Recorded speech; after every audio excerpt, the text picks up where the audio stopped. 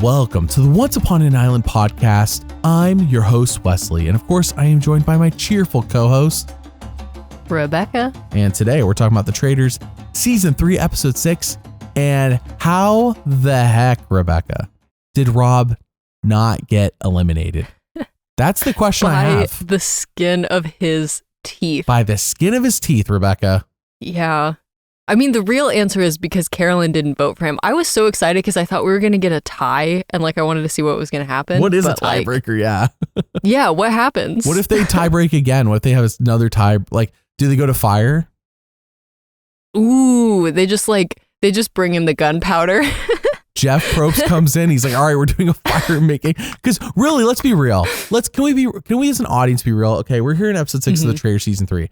Be real. The Traitors Seasons 1, 2, and 3 have really been an outlet for another version of Survivor Big Brother. It's always been about Survivor and Big Brother players. We can all deny and pretend it's not, but 3 seasons so far, this is why I'm so hooked into it. It's because really all 3 seasons have hinged on Survivor players. Let's be real. Yeah. Let's be real. For better or for worse. For better or for worse. It is hinged on. That's why I was like, after the first week, people you don't know who all these people are. I should have said, because they're not going to matter. Because by episode 6, it's really just about Survivor and Big Brother. Tom talking about Dolores was given the goofy music because that's all else that's happened. Who cares what anyone else is talking about if it's not about Survivor Big Brother players? And the thing is, no one in the castle is taking them seriously either. Derrick literally cut him off. He was like, we have more important things to talk about. This is dumb. Yeah. We don't have time to waste on this. We're going to go chronologically through the episode, but that's just to set up for after tonight, it clicked again. It clicked last season. It clicked first season. I'm like, really? This show's just about Survivor and Big Brother players, and everyone else is just cannon fodder / side characters / they're just there. Which sort of brings up the point. I don't know. I think you could make an argument either way, but I do really like I liked when they did half newbies where it was people who had never played shows like this before. I agree. Because for all intents and purposes, unfortunately, a lot of the people still fill that role. A lot of the non-gamers, the housewives or Zac Efron's brother or people who have just never done this before, they kind of fill that role, but it's they also have an audience who's probably watching the show for them and just seeing them be manipulated and stuff. And that's not always the case. Obviously, I'm generalizing. Sure. Phaedra was incredible last season. Kate was incredible both seasons. Yes, of course. Yes. So there's exceptions, but I'm just saying generally speaking, yeah, I don't know. I just like it. I feel that role should be filled with people who are just excited to be on reality TV and meet some of their heroes from Big Brother and from Survivor. So I'm with you. I agree. The first season had the best format of the 3, but this season has the biggest mess of a traitor turret. And I got to say, every week, every season now that passes by, I think to myself more and more how well Cirie had that group under control in season 1. Oh, that traitor turret, no matter who was in there, Cirie had them under control. She let things happen, but Cirie didn't need to control Boston Rob. She controlled in a very, things are going to go my way. Yeah. I'm not too concerned. I think Cirie's, just the way that Cirie plays is so different. Because like you said, Rob just always has to be in control of everything. Yeah. But Cirie is very much a player of if it doesn't hurt my game, y'all can do whatever you want. And that is really the best way. It really is, because then when, if you're quiet, then when you say something, it's more likely that people are going to listen to you. And she just has that authority, obviously being the gamer, who came in with a ton of experience in Survivor, which is a very strategy show. She just had that confidence about her. And like you said, that just allowed her to have such control, but to do it in a really elegant way. Right.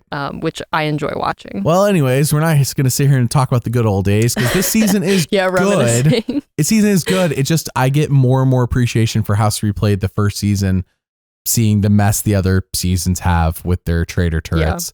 Yeah.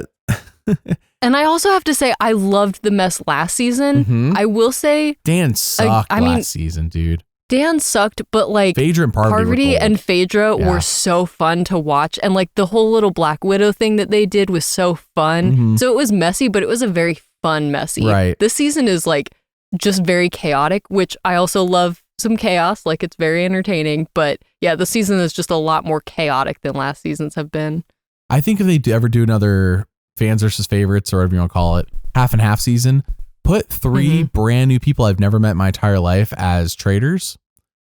And then just that's how you start the traitor turret, right? With none of the returnees as traitors. And I know that's risky and they probably would never do that. But I think that then you have to quickly develop 3 people that I'm not going to know about otherwise into characters. And I already know about the other 10 people. I already know about 10 people here, theoretically, because they're returnees from other shows.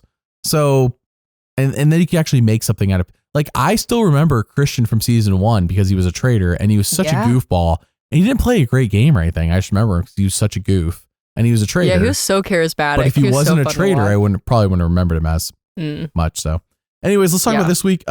Next week, as a reminder, Madison, our new podcaster, will be entering the ring, joining Mary and I in her first podcast. She will bring different perspective on things. The Survivor 48, I almost said 46, 48. That's these new era seasons need names, let me tell you. Survivor 48 preview just went up here on YouTube yesterday, whenever it is. I don't know what day. Yeah, yesterday. Whatever. It's up on YouTube. In the recent past. Right. Mary and I talked about all 18 players, and I already, Rebekah, have a conspiracy theory on who will win. Already. There hasn't even been a second of the edited show, but I have a theory. Is it right? Maybe. You'll have to find out by listening. And if you want to join our Survivor Fantasy League, whoever wins the league gets to pick any story video from Survivor The Amazing Race for me to make. The winner of last season picked Jake O'Kane, and that story is already up on Patreon. So yes, you get unilateral decision. I think it's the right word. You get ultimate decision, whatever. You're by yourself. You solo. You're the Boston Rob of this decision. Right. It's not a traitor turret. You are the traitor. And you get to backstab me, I guess, into picking somebody. You can murder whichever story video. Wait, hold on. That's a little, I don't. Anyways, so that's for all paid patrons on Patreon. That will be open. Okay. So let's talk about the Traitors season 3, this episode specifically. We start off the episode with Carolyn brings up Danielle, bring up her name, which of course is how we ended last week. And Carolyn, I gotta say, Rebekah, again, it's like if Carolyn was better at convincing people of things, I think Danielle could have gone tonight. But it's kind of like Survivor again. Carolyn, like, I'm with her, I feel her, her brain is right, but man, she is unable to pitch to people what she wants and to get them to do it. Yeah, and I think like Carolyn's, I think her strength is in the one-on-one conversations, because we saw her have a lot of good one-on-one conversations in this episode of like, hey, you know, like she had a great conversation with Gabby, like, hey, Danielle's been throwing my name, or no, I think Gabby said that it was Danielle because Carolyn like knew, but she just wanted Gabby to confirm it. And anyway, like that was a great conversation, and I think if Carolyn could have gone around and like talked to more people and had more of those conversations and been like, she could have gotten the votes, but unfortunately where her weakness is these sort of intense like tribal councils or like, you know, round tables where she's, speaking to a group. And I think like, it's not even that she's necessarily bad at it. It's just that she's so emotional. And I think people have a hard time seeing past that. To see the logic of what she's saying. Yeah, because she's saying correct things and what she's saying, you know, makes sense, but it's just hard for people to see past the tears, unfortunately. I did like tonight when she was like, next time I'll try not to cry as much. Actually, I'll probably cry more. Like, I don't know. She's very self-aware. Right. I love how open she is, because when she's talking about Danielle bringing up her name, she's doing it in the turret. And of course, the episode ends with even more drama between the two the same conversation. Turret. And it's like, okay, but here in the opening conversation, they're like, all right, like, I won't bring up your name anymore. I won't do it. And to be fair to Danielle, I don't remember Danielle bringing up her name again after this conversation. Is that accurate? Yeah, I don't think she did. But also, Danielle is really tricky with the way that she'll like phrase things. Like the whole thing that she was like, oh, Danielle was saying so-and-so's name, and it was because Carolyn was like suggesting them for murder or whatever. Right. So she's like, oh, I technically wasn't lying. I think she did the same thing here, because what she said to Carolyn was, I will stop bringing up your name. And actually, I take that back, because she also said, I'll make it right tomorrow, which implied to me that she was going to go around and like talk to the people that she had said Carolyn's name to and like retract it essentially. And she did not do that. So maybe I misunderstood her intentions. But yeah, I think like obviously the next day Carolyn is like talking to people and they're still saying like, oh yeah, Danielle was saying your name yesterday. And Danielle's like, oh, I didn't say your name today. That was yesterday. But it's like, she also didn't try to undo any of the damage that she had done. Yeah. So I think technically she didn't say Carolyn's name again, but she also didn't try to correct anything. Sure. Yep. So Danielle says we're like a family, a dysfunctional family. Okay. So Rob wants Wes or Bob H.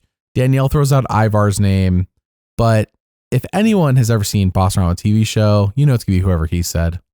So I'm actually half surprised Wes didn't go. I was expecting Wes to be murdered. Mm-hmm. Bob H. What do you think of this decision on Bob H? I thought, so objectively, like if you look at the way past seasons have been played, I think that Boston Rob's strategy is like kind of bad because he keeps going after people who are saying his name, and that's like making it very obvious that he's a traitor. Like if Derrick goes tonight after this episode, come exactly, on. That's going to be, Now I will say he kind of did this a little bit tonight, but if your strategy is to say like, hey, the traitors are trying to frame me, then that could be a good strategy. But I think Rob needed to lean maybe a little bit more into that, at least from what we saw. Maybe he did more than, what was shown. He did it at the round table, but not necessarily. It wasn't like else. His main linchpin. I think I'm using that correctly. Of like, this is the core of his argument or whatever. Because I think that's like, he keeps murdering people who are saying his name. So it's like, it's very obvious. But I think the strategy it's the there Dan is just from like, season 2 strategy. It's not good. Yeah, exactly. Yeah. But I don't know. He's good at arguing his case though. Bob H though, like, I don't know. I think he should have knocked out Wes. Like if he's gonna knock out somebody who's gunning for him, don't go half-hearted. Knock out Wes. Just do it. Though I guess he did get his way anyway, so what do I know? I've not been on like 20 reality shows. By the skin of his teeth though. Right. And also like his whole argument of like, oh, I don't want to go after Wes because then there's only 2 guys left in the theory about it's probably one of the 3 of us, I've got a 50-50 shot. And it's like, I don't know, he didn't like help, like that theory I think is still going to be going pretty strong next episode, especially if he kills Derrick. Like if he kills Derrick, everyone's going to be like, so Rob is obviously a traitor. But we'll talk about that later because that is a later discussion. Okay. I do want to say that Bob H going to me was like, I don't know. Like I would have gone for somebody who'd cause Bob H going didn't seem to cause much chaos. And that was really what season 1's group of traitors did best. They're just like, let's just sow chaos until we can't sow any more chaos. And it got to the point where there's so much chaos. They're like, people are like, it's just random. Like there's no rhyme or reason. They're just doing chaos. And it's like, that is correct. That is absolutely correct. You have nailed it. And it took them how many, like, it literally took, I think, or something to throw it. It took, what's his name? Cody saying it. What Cody did is so minor compared to what these other traitors have done seasons 2 and 3 to get himself out of the game. Like what he did was so minor and Sari took advantage. It was so minor compared to Sari. If Sari was on season 2 or 3, she had a lot more ammo than she did in season 1. She had like 2 bullets and a gun. Here she'd have like a machine gun, a rocket launcher, a bazooka's worth of ammo on these people. So anyways, Carolyn gets ink on her hands as she writes the name. She's like, oh my gosh, is this okay? And it's like, like the person who's getting murdered. Carolyn's like, oh, did I do something wrong? She's like, they're gonna see my fingerprint. I almost have expected Carolyn to go to breakfast the next morning with ink on her hands still. Oh dude, that would have been so bad. She's like, if they went to breakfast right after they were actually in the turret, like that was the order of actions, not going back to the hotel, then that would have been funny. But no, like clearly she got it off at the hotel. So Danielle is. I also was gonna ask because I feel like them letting, like Rob was like, oh, Carolyn, we'll let you write the name, which felt very like patronizing to me. I mean, it's only like we see a very little snippet of this moment. But like it very much felt like Rob was like getting his way, but he wanted Carolyn to feel a little bit better. So he's like, we'll let you write the name for the person that you don't want to murder. That is what Rob does. So Danielle is in the last group going into breakfast, which last week Mary and I talked about how it seems like traitors are never in the last group. And it almost makes you suspicious because it's always last group's always like, who are the suspects? Who are the people the Traitors really going after? And this week, Danielle was in the last group, and I was like, okay, cool. Finally. I don't know if they did it in season 2, but I remember season 1, they never did it. And I was like, well, that kind of like now that kind of narrows it down. If you watch the edited show once, you're like, okay, well, now I know that whoever's in the last group are really who they were talking about in the turret. And also probably not any traitors. So that seeing a traitor in the last group that's good. That's what they need. They need it more often, frankly. Need it more often. Agreed. They need to rotate between them or something. So Bob H is dead. Now, before we move on, I do have another game review. This one is Norland by Hooded Horse. It's actually on sale on Steam right now. So keep that in mind. It's a medieval colony sim. First thing I noticed, Rebekah, as I play this game is I was losing a lot. Now, normally it's not something you're like, yay, I'm losing. And it's not something I said as I was playing. I was like, oh boy, I'm losing. But after a while, I realized that's part of the gameplay loop. You're supposed to lose. You're supposed to get your butt kicked. So you learn how to play the game better. It's one of those where it's like easy to restart. It's not like, oh no, I sunk 50 hours in and now I've lost it's not like that. No, it is 100% like it's okay to lose and restart and learn from if you play old school video games like Mega Man X, for example, you're supposed to lose and die. You're supposed to learn the pattern of what's happening. Then you jump back in and now you know the pattern. And you're like, okay, that's kind of what this reminded me of. It's like, okay, now I get it. Now I'm getting it. Has a cool politics system. I will say it's still in early access, which I have a few of the games I've reviewed recently have been in early access, but this is the only time where I was like, you could tell, because in my opinion, there were quite a few bugs, which was disappointing after playing other games published by Hooded Horse. And the bugs did bother me. They got in the way of the gameplay sometimes. I think the game has good bones. It makes for a fun gameplay loop. I really enjoyed it. But I gotta say, from Hooded Horse, like if you like this game, check it out. It's on Steam. I'll link it in the description. But my favorite game published by Hooded Horse so far is Manor Lords. And I will say that's my favorite one. Start with that one. And then if you play that one, check out these other games I've been reviewing by them. But Norland, pretty good. It's on Steam. Check it out. It's on sale right now. All right. So let's move on. We go to breakfast and Tom thinks it's Dolores. And Brittany's like, okay, come on, Tom. Come on, Tom. That's funny. That's really how it is. It's like goofy music and everything. It's not supposed to be taken seriously. I will say, Tom, I don't think he's good at this game, but I love his energy. He has like this manic energy throughout this episode. And we're only speaking about Tom on the show, by the way. I'm aware that Tom outside of the show apparently has a lot of issues. Just in case you didn't know that, Rebekah, I have been caught up at some of Tom's things and not good. Sure. But I will say that we're just talking about Tom on the show, to be clear, for those who are going to jump in on that one. Yeah, so. I know nothing about him outside of this show. I just love tonight. There was like one moment where he was just standing like kind of hunched over the table, just like shoving food in his face. And I think Gabby or someone walked by and it was just like, I don't know, that just struck me as like so just iconic. It looks like somebody I just love who's that energy. Binging on food, like a fat guy binging on food, hoping nobody sees him. But Tom's like super in shape. And it also reminds me of Tom in like, what was it, like episode 1 or 2? He's like t-shirts like soaked with sweat at breakfast. And it's like, is there no AC? Why is no one else who's wearing more clothes than you like sweating like this, Tom? He was just so nervous. He was stressed about who got murdered. And Scotland's like infinitely cool, by the way. It's not hot in Scotland. I've been to Scotland in the summer and it was like 55 degrees. And I'm like, when do you wear t-shirts around here?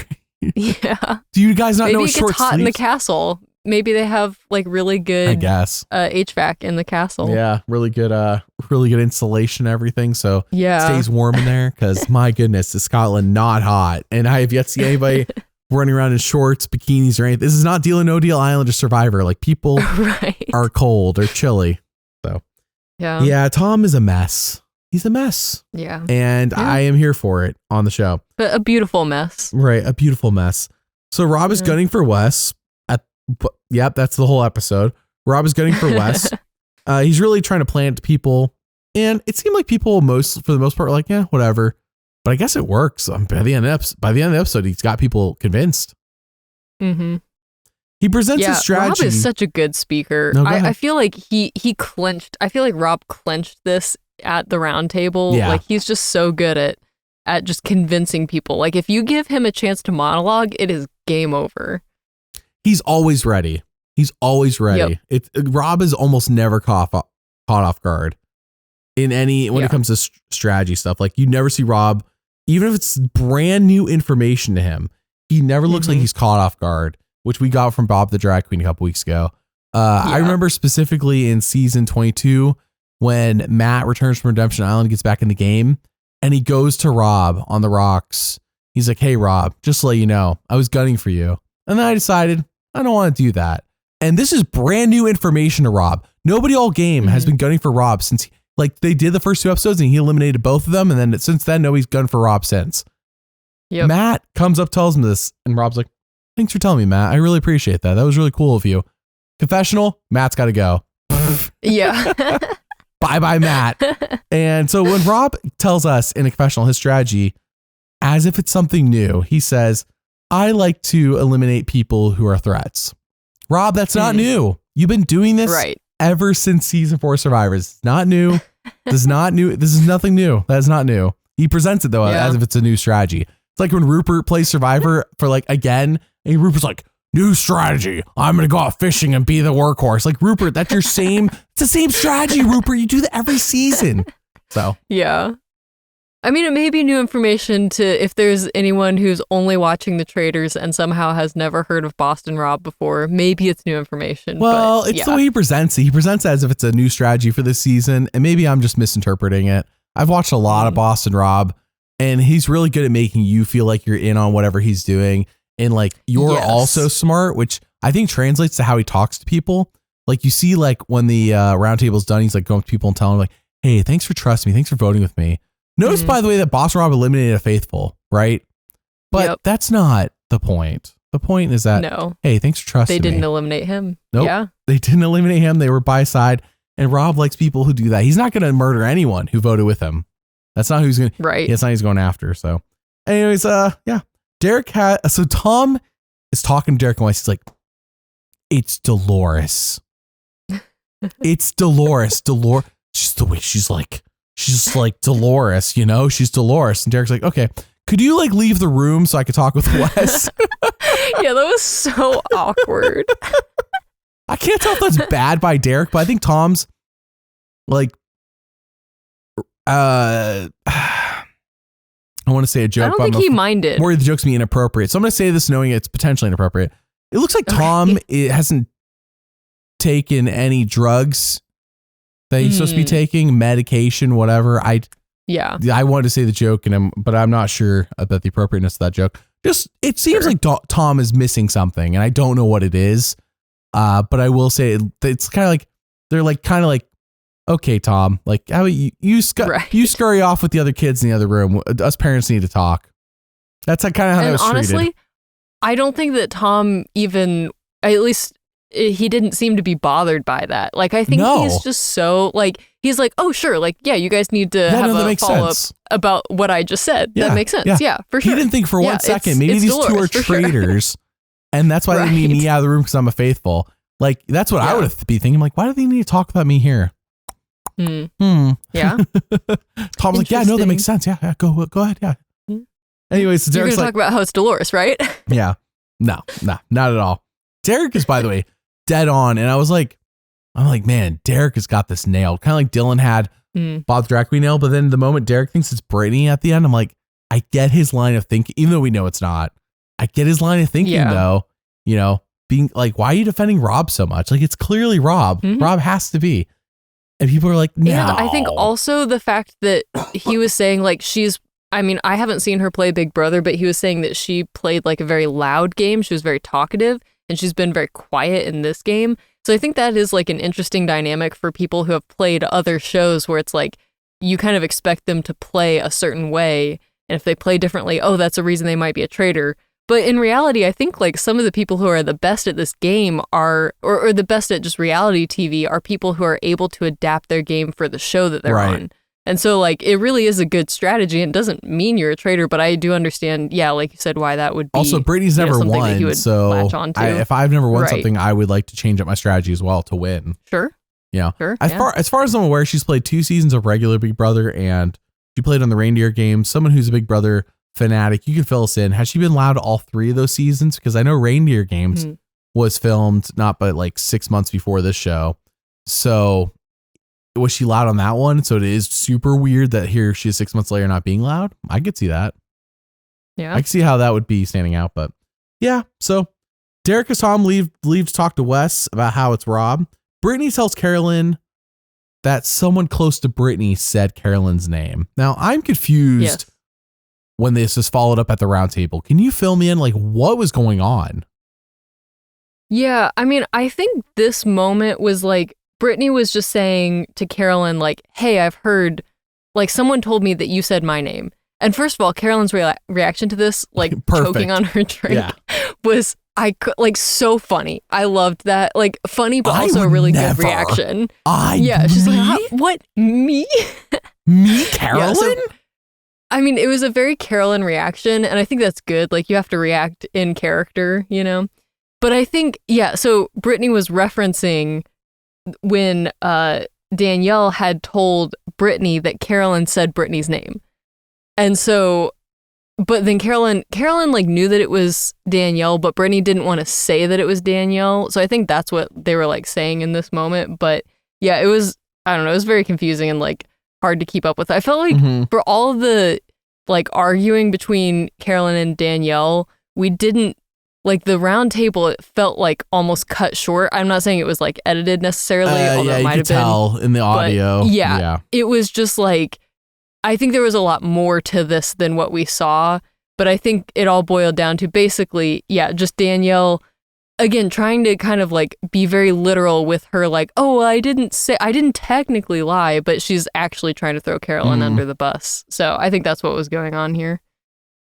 Yeah, I was a bit confused, but I'm glad you cleared that up. Okay, so Carolyn knows, she's like, it's Danielle, gotta get Danielle. But Carolyn, so here's what's happening to me is, she's getting all this ammo to be mad at Danielle, but she's not getting people together to also, like, she's like, okay, she's mad at Danielle because she's throwing her name out, but she should be like, all right, screw Danielle, time to like out her as a traitor, you know? But she's not really doing that. She's not doing that part. That's an essential part of the plan that she's forgetting.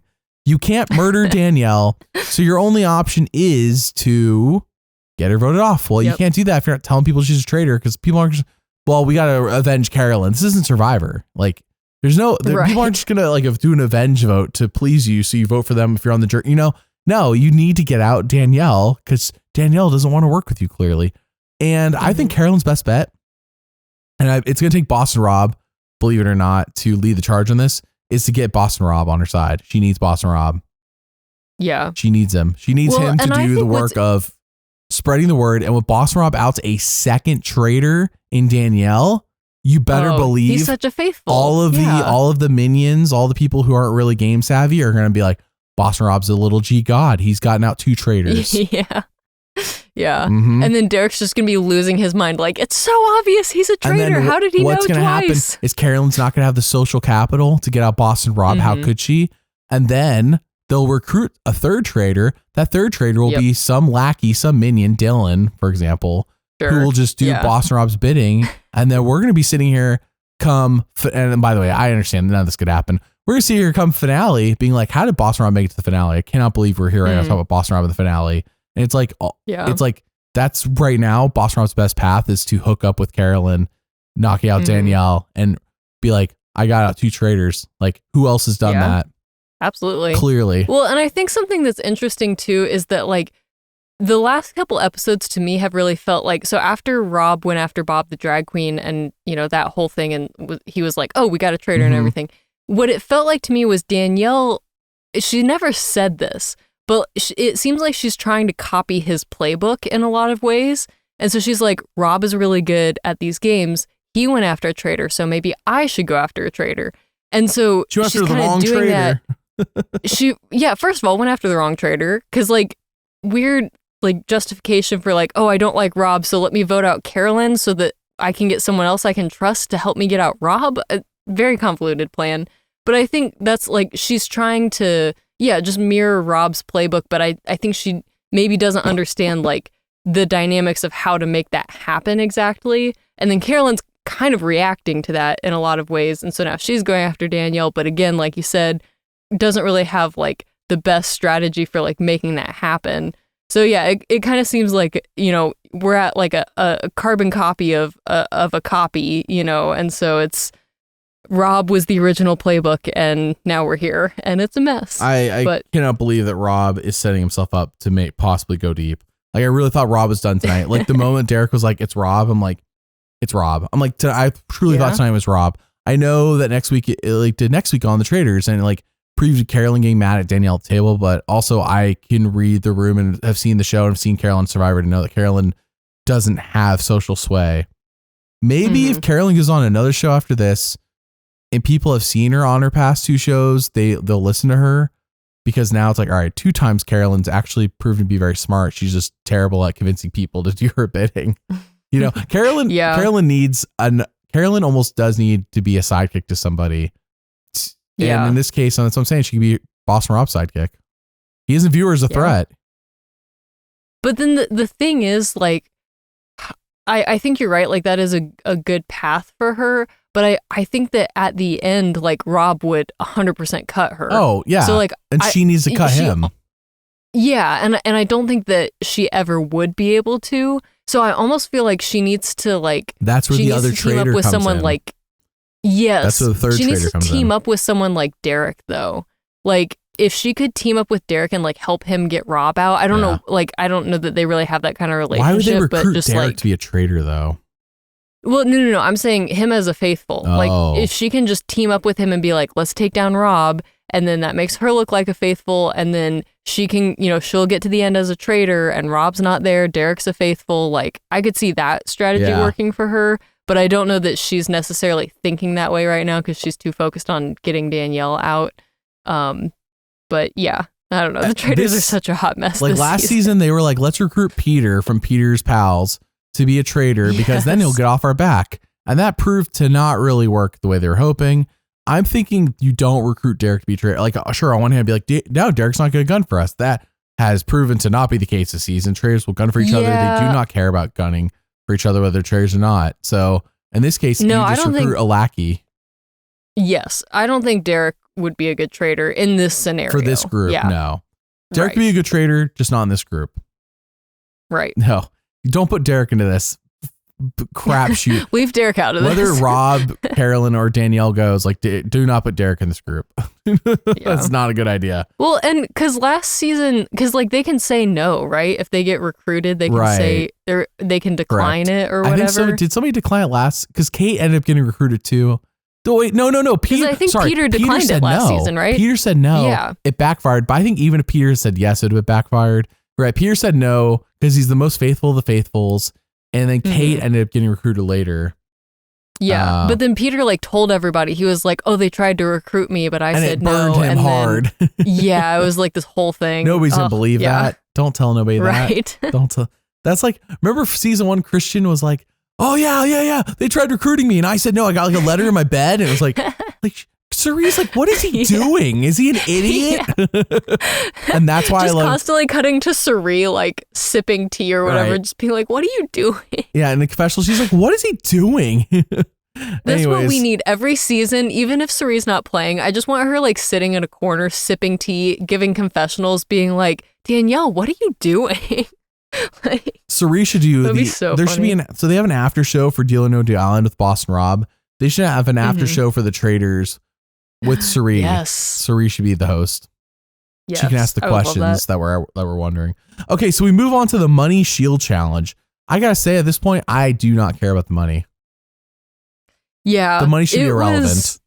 So inconsequential. Also, I think that I know we've talked about this before about whether or not they mess with the clock. I think they did for this one. It's so 100%. Fake. It's so fake. Yeah. It was pretty obvious. That's what I've been telling. I've been saying this since season 1. And then I said season 1, I'm like, timer's fake. But I'm like, it's season 1. There's some growing pains. They're going to learn stuff.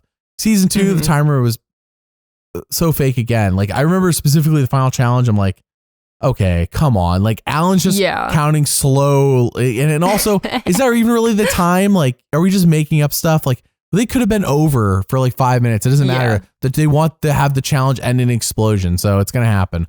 The timer's fake. The timer's fake. And it bugs me to no end. Thing, it also seemed like, I don't know, not to just like dunk on the editors necessarily, but this particular one felt like just bad editing because you could have faked it so much better. Because my problem was they got halfway through this challenge and they had not even started working on the gunpowder. Right. They had just gotten the shields at that point. And it's like, you could have just changed the timer in post. Like, you could have just had the timer say that 5 minutes had elapsed. I feel or like whatever. the timer's telling the truth until the end.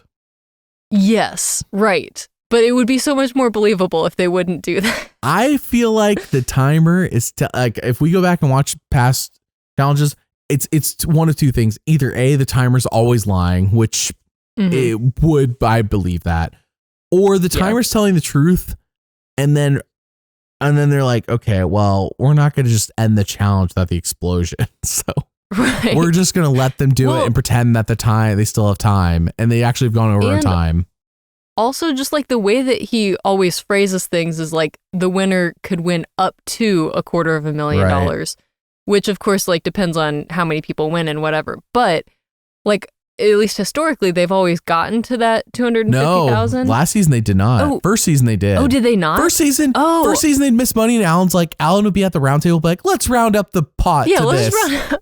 But no, season 2 they didn't do that. I forgot they didn't get there last season. If they got to 250,000 last season, I forgot.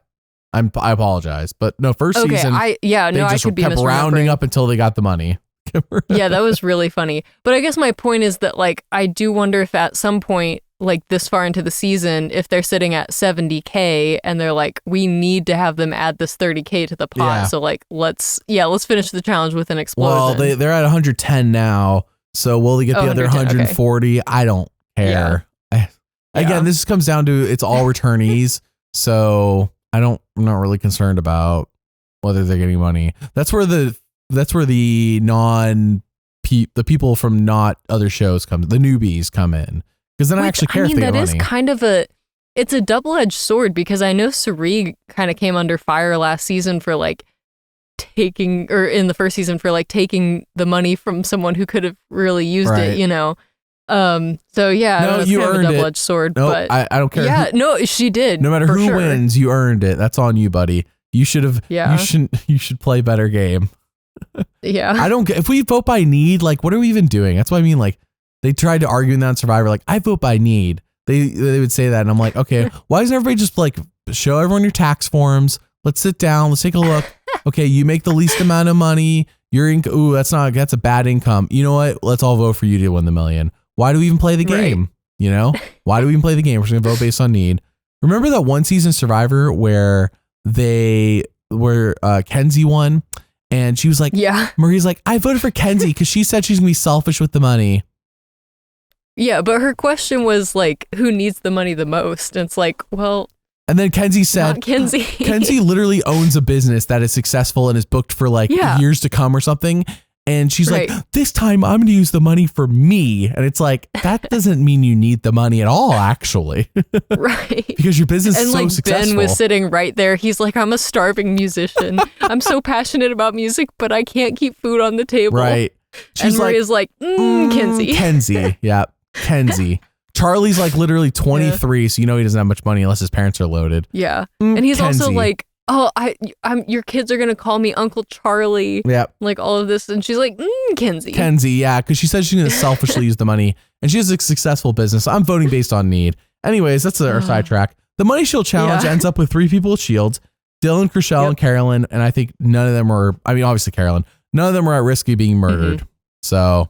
Yeah. Inconsequential. Which also, I did think that they should have, it really wasn't consequential this episode, but they should have divided up the traitors. Like, they should have made sure that they were each on one of the groups so that they knew can't do that. But, like, why not? Like, you could do it without being suspicious. Wait, did they get to pick their own groups? Did I forget? Yeah, they picked their own groups, and Rob was even kind of directing a little bit. He was like, this person should go over there or whatever. Sorry, I forgot that they picked their own groups. You're right. In that case, the traitors should split up. People are going to listen to Rob, and so I don't know why Carolyn and Danielle were on the same team, but there you Carolyn's got to keep close eye on her enemy. Yeah, her number one enemy. I do really appreciate how Carolyn just calls Danielle out in front of her face.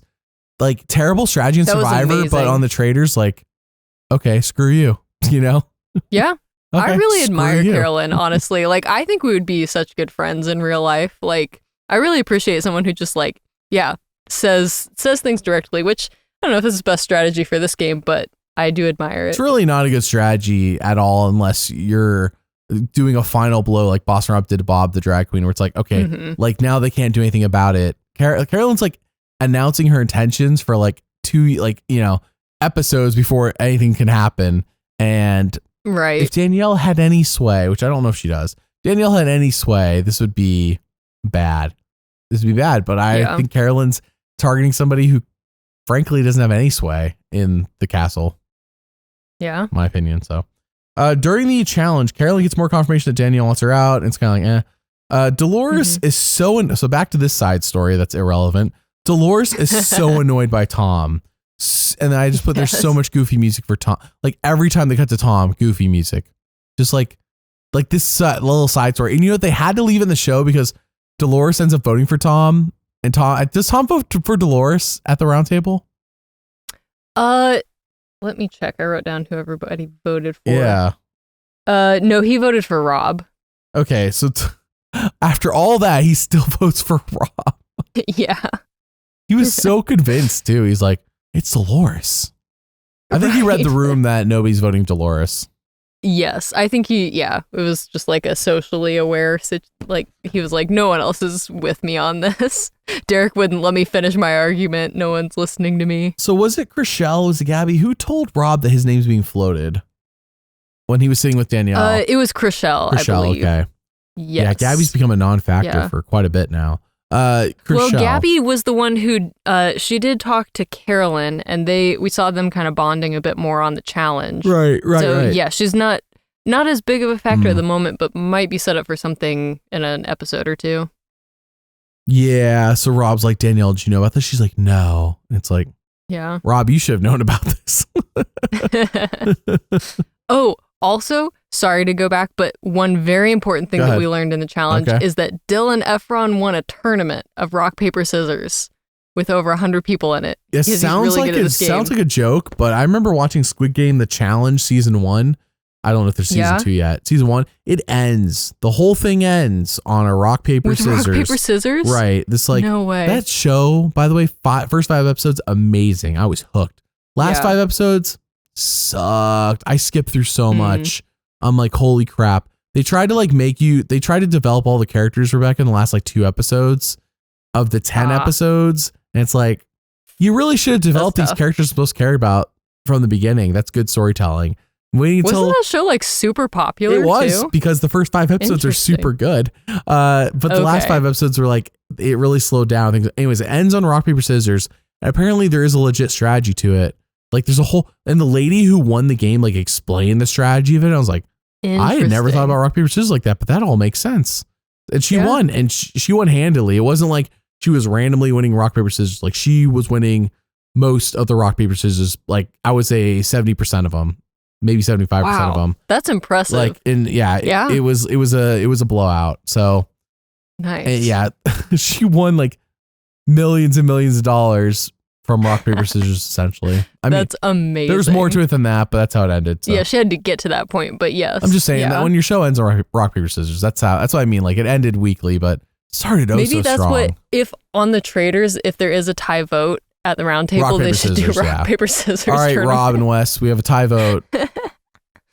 And Jeff Probst ain't coming up here with fire making, so yeah. I really want to know what they're like, we didn't know there'd be another tie. Maybe the UK version. Somebody who's watched the UK version. Has there been a tie where what's a tiebreaker? What is the tiebreaker? Because Alan even mentioned it tonight. He was like, if Sierra, if you voted for Rob or whatever, it's a tie vote. Well, I assume they just revote, but like what happens if there's another tie? Yeah. And also I want to know, because I'm not super familiar with Wes, I want to know if people think that he could beat Rob in fire making. Wes is apparently amazing at challenges, and I have honestly never seen Boston Rob make fire. I mean, I'm not saying he can't, but I'm saying, has Boston Rob ever been put in a pressure situation like that? I don't know. Just because he's just good. He's good survivor, but all of his success came before that forced fire making. So anyways, we're here to talk about the Traitors, Rebekah. Oh, is that the show we're talking about? Okay. Even though, as I said, it's really become the Survivor Big Brother show. Like it has the past 2 seasons. And that's why I enjoy talking about it and watching it. So, all right. Rob tells Derrick that he is wisely misguided at the table because Derrick brings up Rob. And I thought Derrick made a good pitch, by the way. Like, sure, I know the truth, but I listen to Derrick and I'm like, that all lines up. Rob's like, you're wisely misguided. And I was like, I've never heard that phrase before. Wisely misguided. Yeah. You sound wise, but you're on the wrong track with your wisdom. I feel like, it's like similar to another phrase that I've heard, which I can't think of. It was Bob the drag queen when he said, Dylan, your drag queen name is misguided. Which, by the way, side note, not to keep talking about Dylan, but he made that his Instagram bio misguided. And I think that's hilarious. Like 10 out of 10. The thing is, so it's like, again, the person who's onto a traitor is being called misguided both times now. Right. Yeah. Both times. Yeah. So, I would say, so Derrick goes after Rob. Rob gives a speech and Mary and I both go, wow, I cannot believe Rob just gave that super convincing argument. Like what Rob said sound like it's all smoke and mirrors, obviously, but it sounded really good. And I know what I'm listening for with Rob. Like I've watched so much Boston Rob. And somebody last week's like, challenge, Wesley doesn't talk about Boston Rob. And I'm like, challenge, a show doesn't cast Boston Rob. Like, what am I supposed to do? Of course I know. Right. He keeps getting cast on everything. How do I not talk about the other 10 shows he's been on when he's been on everything? Yeah. Oh, I learned this past week, Parvati turned down House of Villains. I'm trying to think of their 2 other shows. The Big Brother Celebrity. By the way, everyone should turn down Big Brother. It's and then there's one other show, The GOAT, which had Wendell on it. And House of Villains had Fair Play and Hatch. I think those shows probably don't pay as well. Let's be real.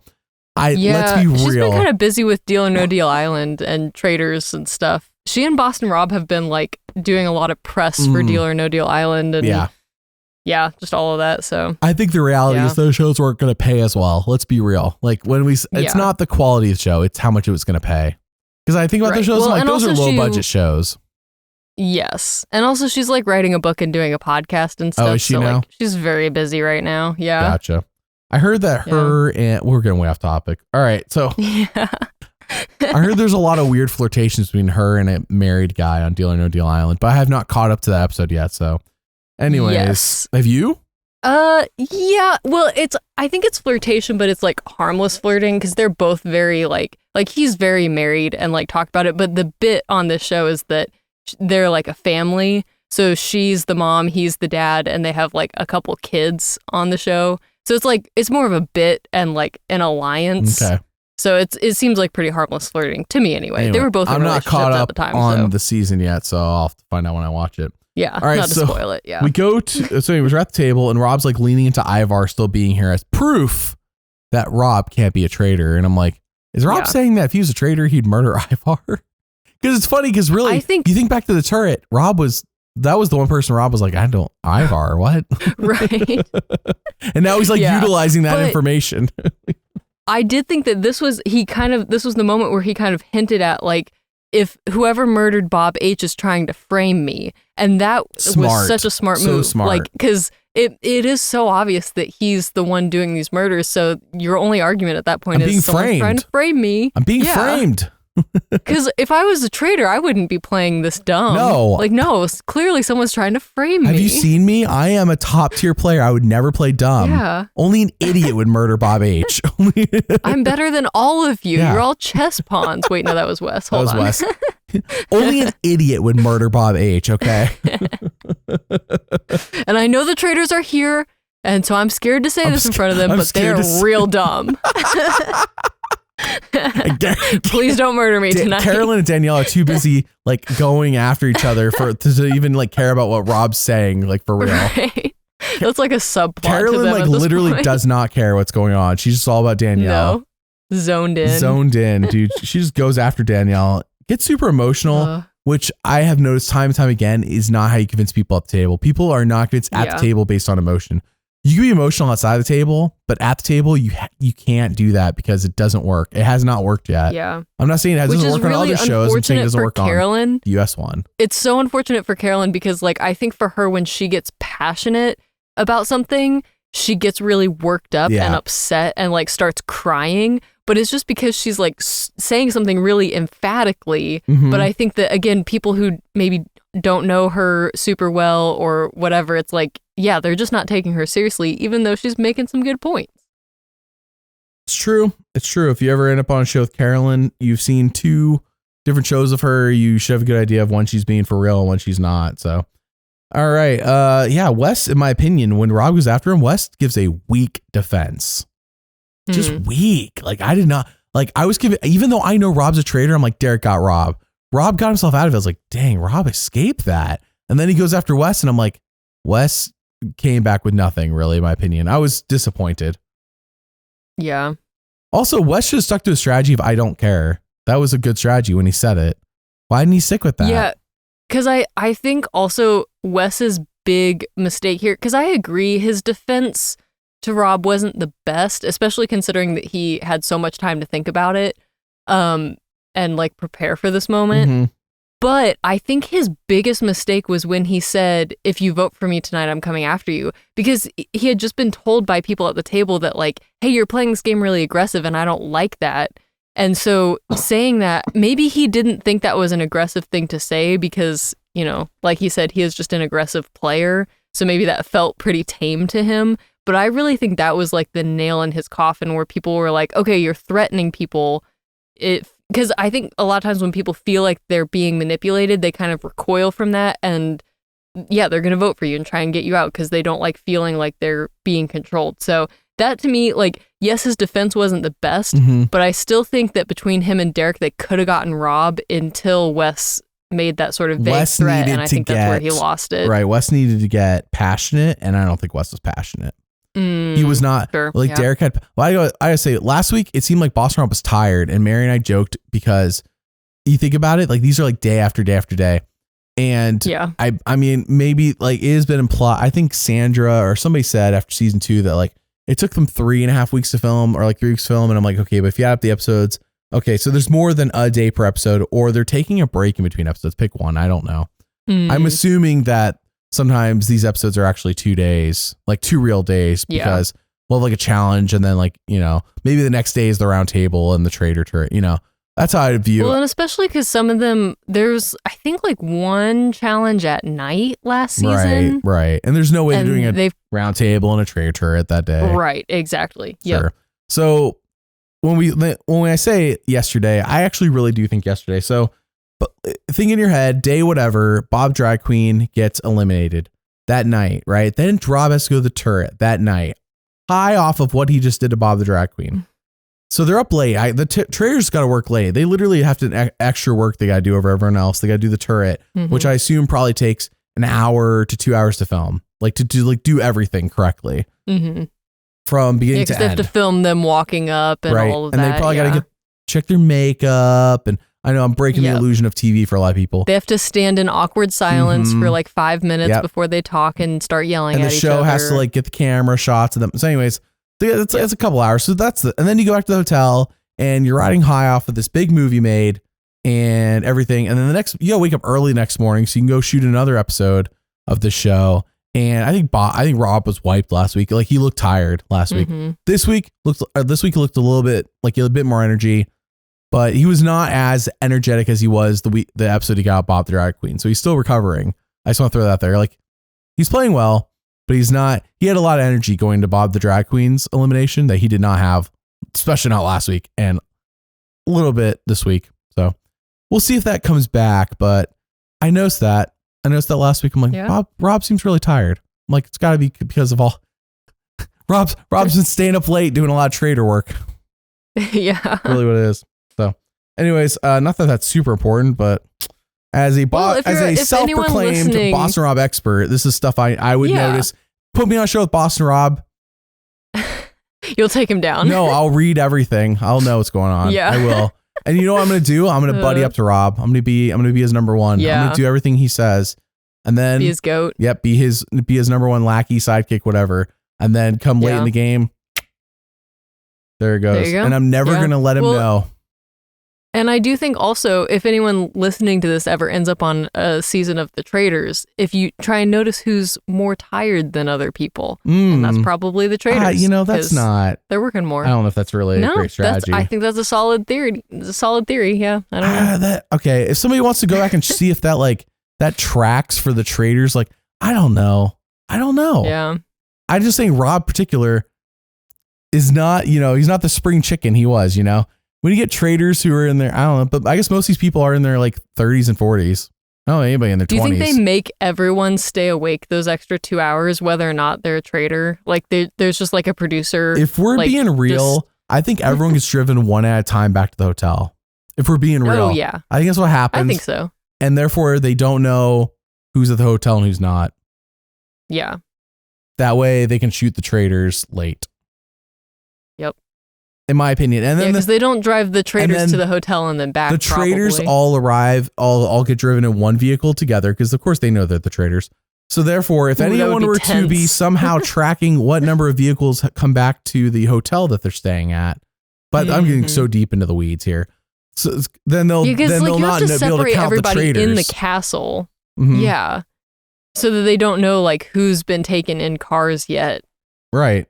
Yeah. Correct.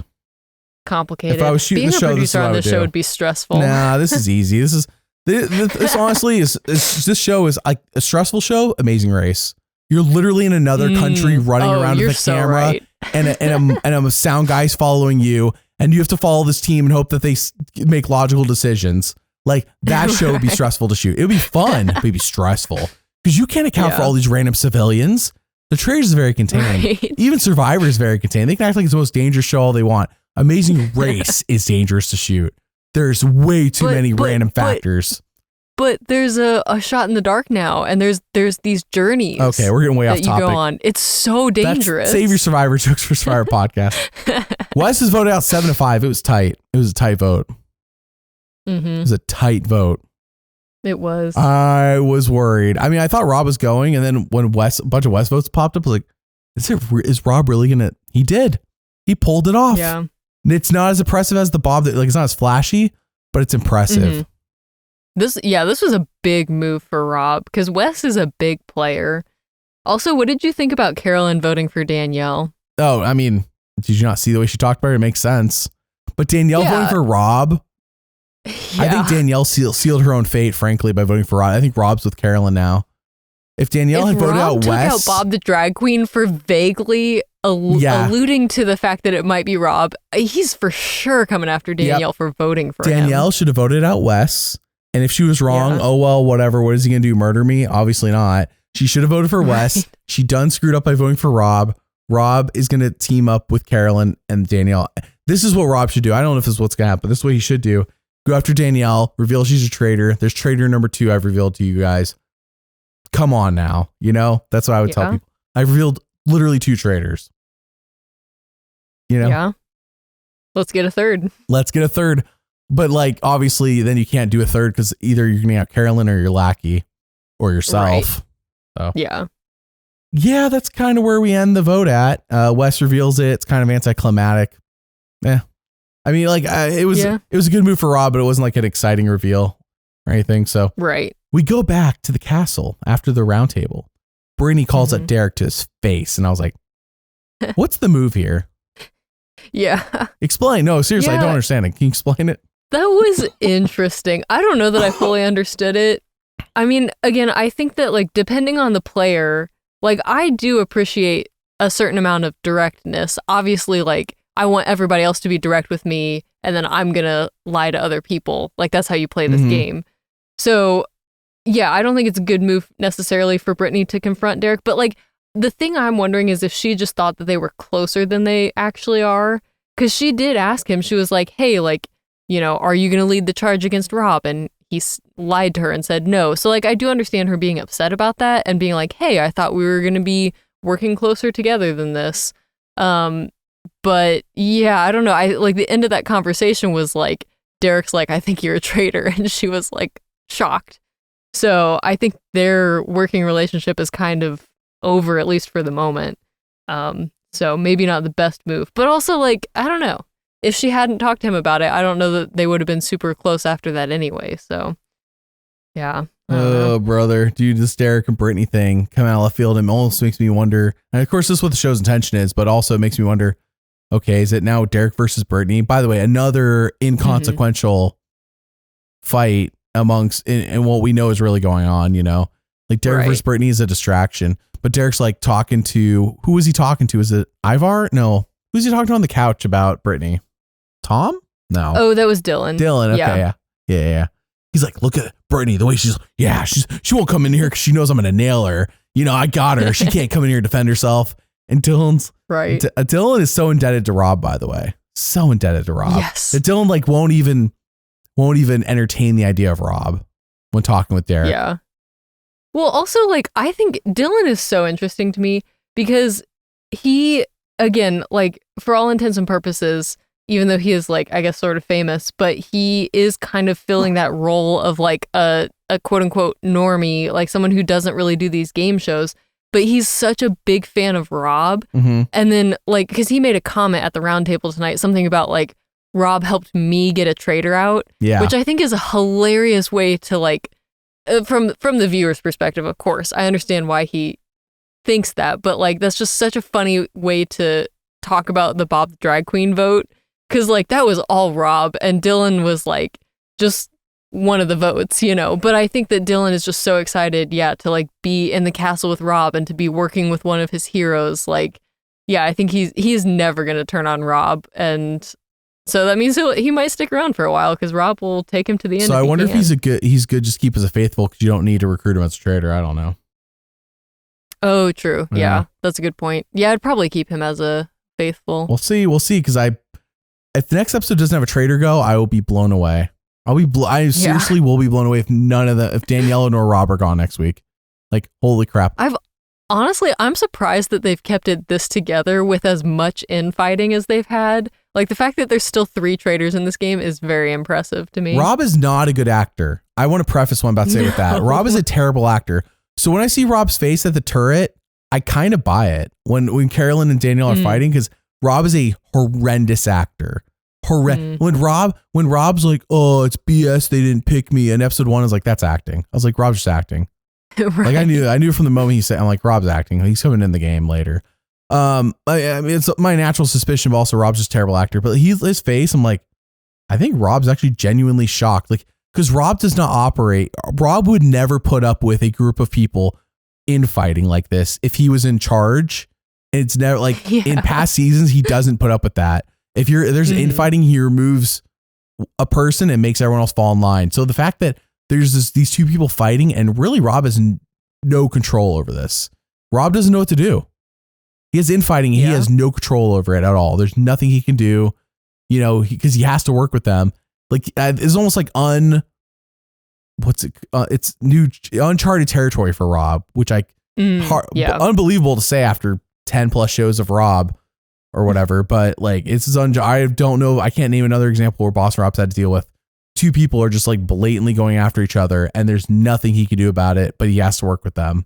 It makes for a very interesting turret here. Is Carolyn's Danielle? Screw you! I'm going after you. Like, who are they going to murder? Does it even matter?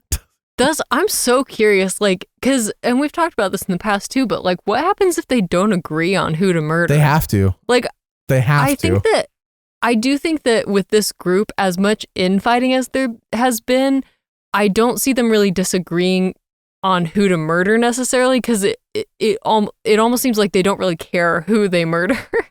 They just want each other out. Right. I think at this point they're all gonna have to agree on somebody that they all really don't care about, which will be like an Ivar. Yeah. Yes, 100%. Yeah. Yep. Which also, like, at this point, because Rob was like, "Oh, I would have taken out Ivar," so like. That would be, I don't know, just again, painting Rob as a traitor. So it would be a really bad move if they did. But yeah, I could see them doing that.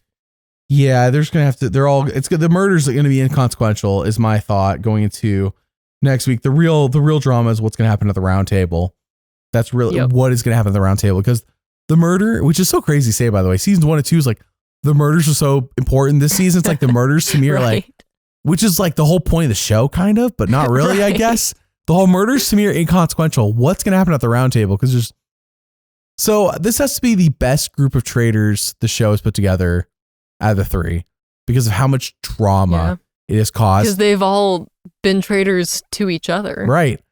So while I say Suri played that first group was they're so cohesive. They work so well together. This is what happens when everybody doesn't want to work together. Nobody wants to work together at all. So I kind of see these first 3 seasons as like season 1 is the blueprint for how it should basically be. a perfect season. Right. This is just like simple, and I don't mean that in a bad way because it was very entertaining to watch, but like a very simple, straightforward, like this is a very clean cut game.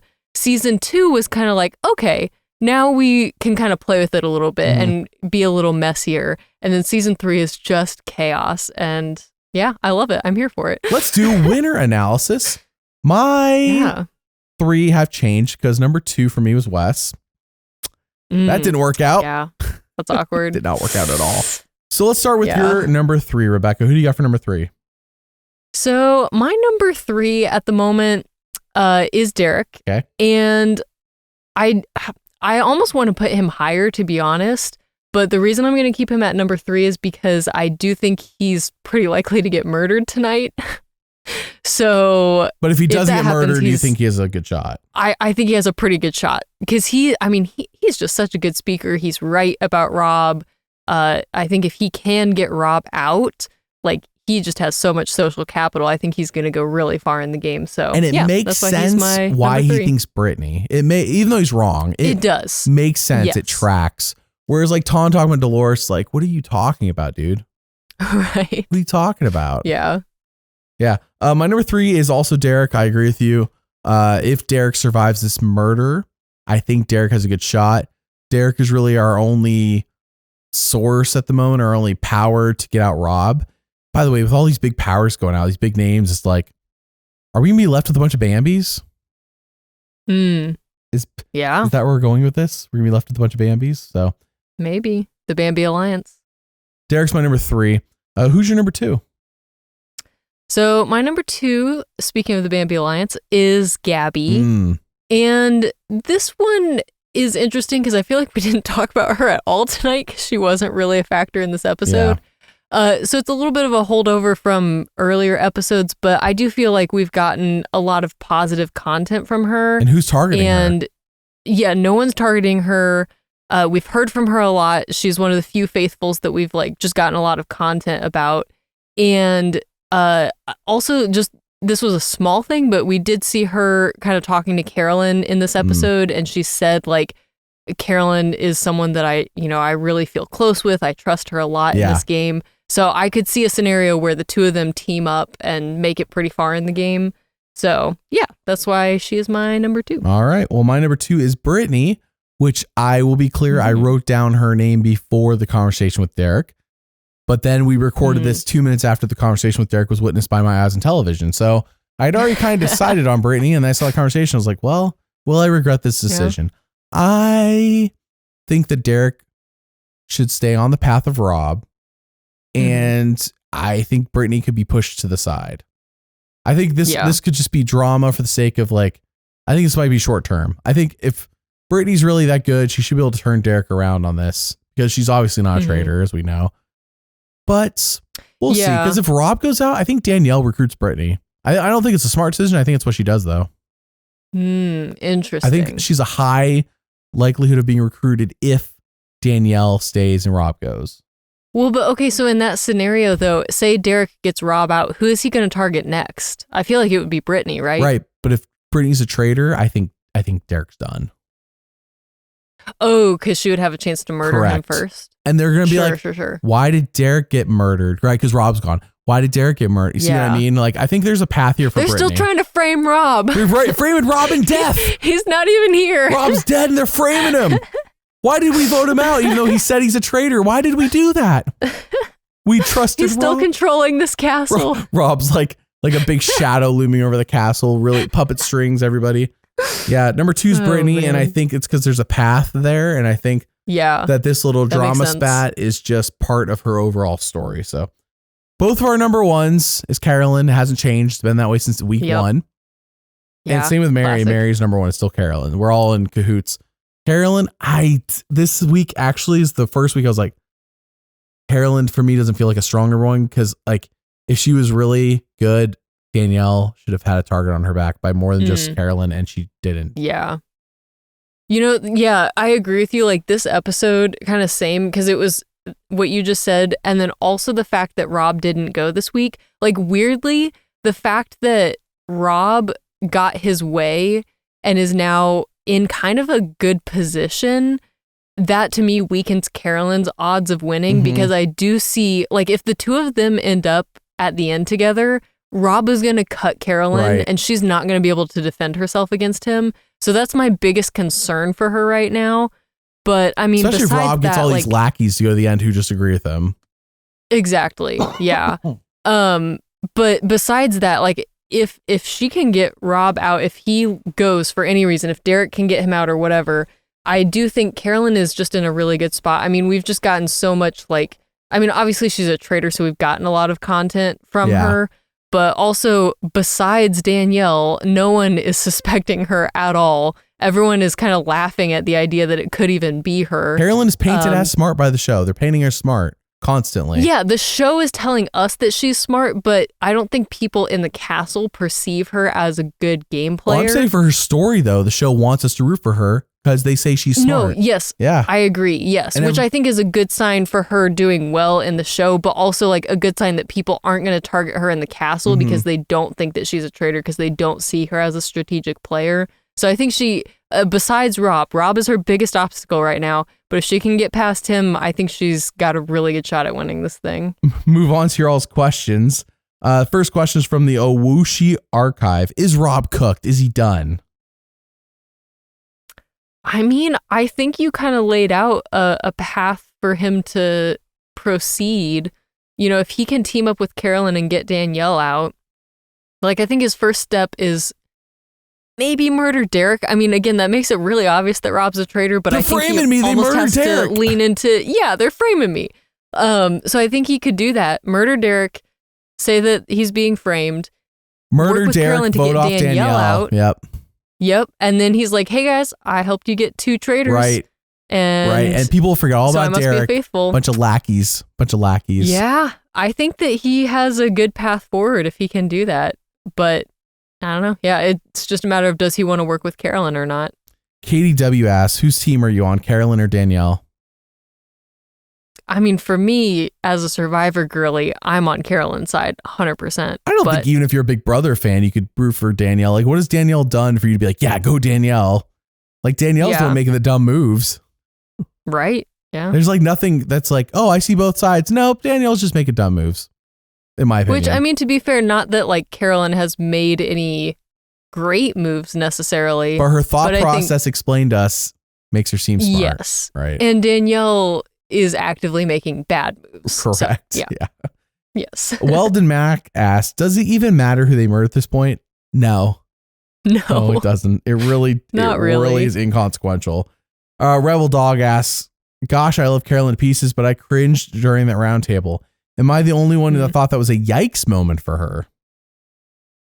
I mean, I think yikes moment might be a little bit more extreme than I would go. I do think it was just like, yeah, that's just Carolyn and that's who she is. And it's almost frustrating to watch because it's like, she's right. She's making some good points, but because of like the way that it's presented, people just aren't taking her seriously, which I know she's talked about before is like a frustrating thing that she like encounters all the time in life. Right. So, I think it's on brand for Carolyn and I don't know. Yeah. I can't fault her for being who she is, you know? What do you think? I think that yikes is strong. I think that Carolyn she needs somebody to do her bidding. And I think Rob's the guy for her right now. I'm not saying he's the guy for her the whole game, but right now, I don't know if she knows this. Maybe she'll recognize it, but get Rob. Be like, Rob, let's get out Danielle. Can we do it together? Look how she voted for you. I think Rob might be the one to propose the plan. Honestly, he probably will. Yeah. Right. Danielle voted for him. Danielle's got to go. Yeah. Right. It's kind of like taking a break in a relationship. You're not getting back together. Let's be real. Well, I don't know. Ross and Rachel. Oh I yeah, don't know how because that ended. I definitely I definitely take my life advice from Friends. That's From Friends. Friends. What We were on a break. we were on a break.